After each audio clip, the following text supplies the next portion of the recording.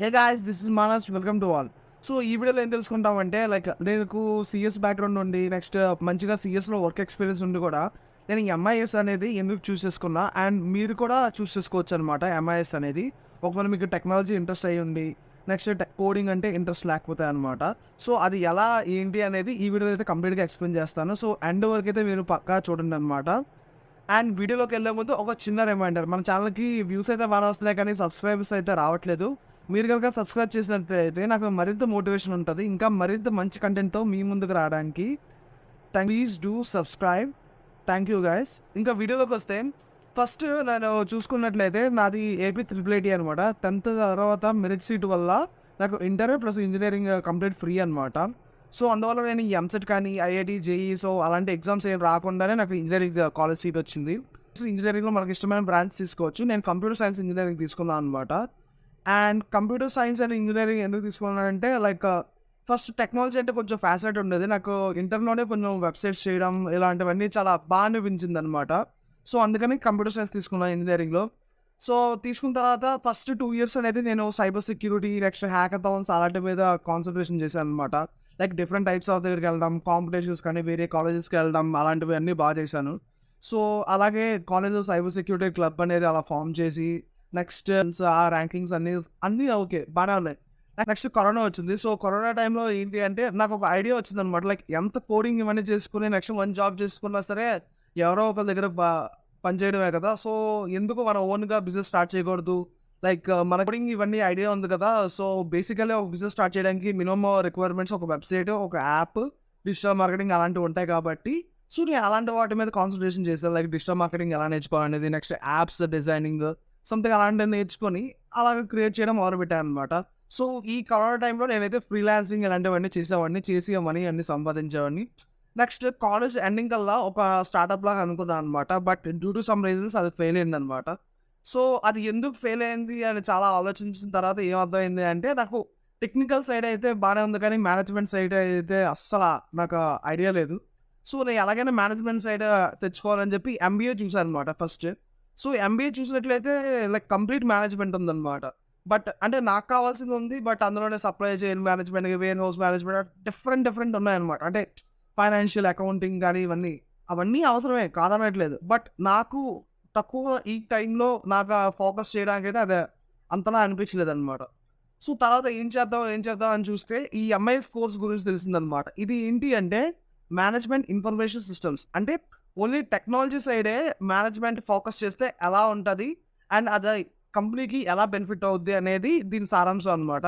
So ఇది చూడగానే నాకు ఫస్ట్ నచ్చిందనమాట. ఇది ఏంటి ఇలా టెక్నాలజీ మీద మేనేజ్మెంట్ ఏంటి అని అనిపించింది. సో రకరకాల కోర్సెస్ కానీ ఇవన్నీ అన్నీ చూసి నెక్స్ట్ సో డిఫరెంట్ బ్లాగ్స్ దగ్గరికి వెళ్ళి వీడియోస్ కానీ చాలా రిఫరెన్స్ ఎతికానమాట. ఎదిగితే బాగా నచ్చిందనమాట. నెక్స్ట్ ఇందులో బేసికల్లీ స్టార్టింగ్ అయ్యే జాబ్స్ కూడా పెద్ద డిఫికల్ట్ ఏం కాదు.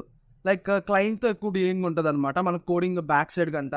సో నాకెప్పుడు ఎలా ఉంటదంటే కోడింగ్ ఎప్పుడైనా చేసినా సరే అలాగా హ్యూమన్ ఇంటరాక్టివిటీ చాలా తక్కువ అనిపిస్తది. కంపెనీ ఏమో ఇంటర్నేషనల్ కంపెనీ అనమాట. సో క్లయింట్ కూడా ఇంటర్నేషనల్. సో వాళ్ళు చూసుకున్నప్పుడు ఏదైనా బగ్ అయితే దాన్ని రిపోర్ట్ చేస్తారు. సో అది మనకి ఆ థ్రెట్ అనేది మనం రాత్రి 2:00 అయినా 3:00 అయినా సరే ఆ టైంకి మనకి ఈమెయిల్ వచ్చిందంటే మనం పక్కా చూసాము అంటే సాల్వ్ చేయాల్సిందే అనమాట. ఒకవేళ ఈమెయిల్ చూడకపోయినా సరే ఇంకొన్ని మ్యాటర్స్‌లో అర్జెంట్ అయితే బాస్ కాల్ చేస్తే పక్కా చేయాల్సిందే. సో ఇవన్నీ ఎందుకో అలా అనిపించిందనమాట. నెక్స్ట్ మేనేజ్మెంట్ వైపు ఒకసారి నేర్చుకుందాం. నా గోల్‌కి ఏంటి అంటే ఒక బిజినెస్ పెట్టాలి. మంచిగా స్టార్టప్ ఇవన్నీ స్టార్ట్ చేయాలి. సో దానికైతే నేను ఎంఐఎస్ అనేది పక్కా నాకు బాగా బెస్ట్ సూటెడ్ అనిపించిందనమాట. ఎందుకంటే ఇది మేనేజ్మెంట్ వైపు ఉంటది. నెక్స్ట్ టెక్నికల్ వైపు లీన్ అయ్యి ఉంటదనమాట. సో మీరు బోత్ మేనేజ్మెంట్ అండ్ టెక్నికల్‌గా నేర్చుకోవచ్చు. సో ఇది నా వర్క్ అనమాట. సో ఈ ఎంఐఎస్ అనేది మీకెలా యూజ్ అవుద్ది అనేది నేను ఇప్పుడు చెప్తా. సో ఈ ఎంఐఎస్ అనేది సింపుల్ అండ్ స్టడీ అనమాట. మీకు కోడింగ్ అన్న ఇష్టం అస్సలు లేదు. బట్ మీరు టెక్నాలజీలో ఉండాలనుకుంటున్నారు. నెక్స్ట్ అయితే కొంచెం హై పేయింగ్ జాబ్స్ కావాలి. నెక్స్ట్ జాబ్స్ అనేవి మార్కెట్‌లో చాలా ఈజీగా దొరకాలి. ఫిఫ్త్ ఎక్కువ పొజిషన్స్‌కి అప్లై చేసుకోవచ్చు. ఇప్పుడు మీరు సాఫ్ట్‌వేర్ డెవలపర్ అనుకోండి. అందులో డిఫరెంట్ ఉంటాయి. ఫుల్ స్టాక్ అని లేకపోతే మెర్న్ స్టాక్ అని డిఫరెంట్ ఉంటాయన్నమాట. సో మీరు ఫుల్ స్టాక్ నేర్చుకుంటే ఓన్లీ ఫుల్ స్టాక్ డెవలపర్‌కే అప్లై చేయొచ్చనమాట. నెక్స్ట్ ఓకే డేటాబేస్ సంథింగ్ అలా సిమిలర్‌గా అప్లై చేయొచ్చు. బట్ ఎంఐఎస్ కానీ మీరు నేర్చుకున్నట్లయితే ఈజీగా 30 to 40 టైప్స్ ఆఫ్ జాబ్స్‌కి మీరు అప్లై చేయొచ్చనమాట. అదే ప్రొడక్ట్ మేనేజ్మెంట్, ప్రాజెక్ట్ మేనేజ్మెంట్ ఇలా మేనేజ్మెంట్ వైపు. అదే full stack developer, data scientist something ఇలాగ ఇటువైపు అనమాట. సో, ఇలా మీరు ఎన్ని కావాలంటే అన్ని అప్లై చేసుకోవచ్చనమాట. 30-40 పొజిషన్స్. అది మీరు ఎలెక్టివ్స్ బట్టి దాన్ని బట్టి డిపెండ్ అయ్యి ఉంటది. మీరు అంటే మీరు ఎంఐఎస్ తీసుకొని కొన్ని సాఫ్ట్‌వేర్ టూల్స్ ఉంటాయనమాట. ఆ టూల్స్ కానీ మీరు నేర్చుకున్నట్లయితే టెక్నాలజీ వైపు వెళ్ళొచ్చు. లేదు మేనేజ్మెంట్ వైపు నాకు ఇంట్రెస్ట్ అంటే మేనేజ్మెంట్ వైపు కొన్ని ఉంటాయనమాట నేర్చుకోవాల్సినయి. అవి నేర్చుకొని మేనేజ్మెంట్ వైపు వెళ్ళొచ్చు. కాకపోతే ఇందులో ఉన్న చిన్న డిసడ్వాంటేజ్ ఏంటి అంటే మనకి మేనేజ్మెంట్ కోర్సెస్ ఉంటాయి కాబట్టి ఆబ్వియస్‌లీ ప్రైజెస్ అనేవి కొంచెం ఎక్కువ ఉంటాయన్నమాట యూనివర్సిటీ ప్రైజెస్. సో, మీరు చూసుకున్నట్లయితే సీఎస్‌కి నా యూనివర్సిటీ ఆఫ్ ఫ్లోరిడాలో అయితే సీఎస్‌కి 25,00,000లో అయిపోతుంది. బట్ ఈ ఎంఐఎస్‌కి అయితే 42,00,000 అవుతుందన్నమాట. ఎందుకు అంటే ఇది బిజినెస్ స్కూల్ నుంచి కొన్ని సబ్జెక్ట్స్ తెచ్చి నేర్పిస్తారన్నమాట. ఇదంతా ఒక పక్కన పెడితే మీరు ఇంకొంచెం భయాలుంటాయి కదా! కొంతమంది ఈసీ బ్యాక్‌గ్రౌండ్ గానీ, లేకపోతే సివిల్ బ్యాక్‌గ్రౌండ్ గానీ అలా డిఫరెంట్ బ్యాక్‌గ్రౌండ్ గానీ సో, వాళ్ళకెలా ఉంటదంటే చాలామంది కన్సల్టెన్సీకెళ్తే మీకు చెప్పే ఒకే ఒక మాట అనమాట. మీరు పక్కా సీఎస్‌కెళ్ళిపోండి యూఎస్ అయితే. ఎందుకంటే సీఎస్ అయితే అవుద్ది. ఇది, అది అని చాలా చెప్తారనమాట. మీరు సీఎస్‌కి వెళ్తున్నారు అంటే మీకు ప్యాషన్ లేకపోతే అస్సలు ఏం చేయలేరనమాట. సో, ప్యాషన్ అనేది ముఖ్యం.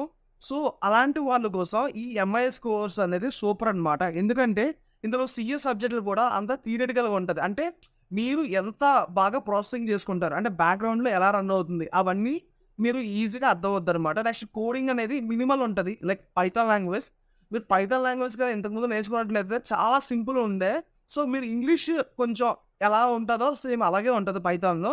బట్ కొంచెం ఫంక్షన్స్ దగ్గర నెక్స్ట్ అవన్నీ వాడే దగ్గర కొంచెం లాజిక్ మీరు కొంచెం ప్రాబ్లమ్ సాల్వింగ్ ఎబిలిటీస్ ఉంటే చాలా ఈజీగా అయిపోద్దనమాట. పైథాన్ ఒక్కటి నేర్చుకుంటే సరిపోద్ది. ఆ డేటాబేస్‌కి ఒక సంథింగ్ ఏదో ఒకటి ఎస్‌క్యూఎల్ కానీ లేకపోతే మొంగోడిబి కానీ ఏదో ఒకటి చిన్నగా ఒక డేటాబేస్ ఒకటి నేర్చుకుంటే సరిపోద్ది.